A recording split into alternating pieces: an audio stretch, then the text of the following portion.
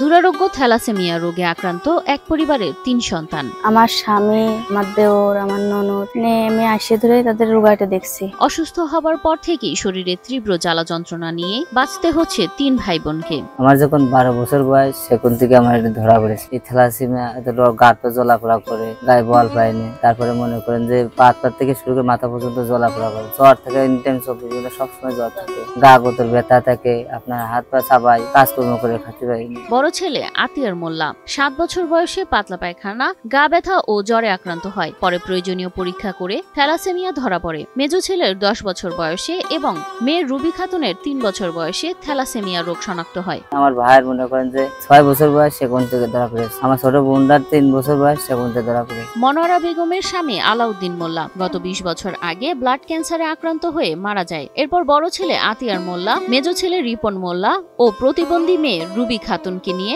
সংগ্রামী জীবন শুরু তার। আমি খুব জানের উপর দিয়ে কাজ করে খাই। এর মধ্যে বড় ছেলের বিয়ের পর একটি সন্তান হয়, তার ঘরে আছে এক সন্তানও। বিয়ের পর থেকেই স্বামীর অসুস্থতা ভাবাচ্ছে স্ত্রীকে। প্রতিদিন রাত্রে তাদের গায়ে অসহ্য জ্বালা যন্ত্রণা হয়। দারিদ্রতা আর অভাবের সংসার যে কতটা কষ্টকর তার অনন্য উদাহরণ ঝিনাইদহ সদর উপজেলার জিতর গ্রামের মনোয়ারা বেগমের সংসার। দরকারে আমার মনে গেলে চিকিৎসা করার টাকা পয়সা আমি গুছাতে পারছি না, চিকিৎসা করতে পারতেছি না। আমি 10 জনের পাশে পাতি চাই। একমাত্র স্মার্ট সিটি বসুন্ধরা, আধুনিকতায় এক ধাপ এগিয়ে।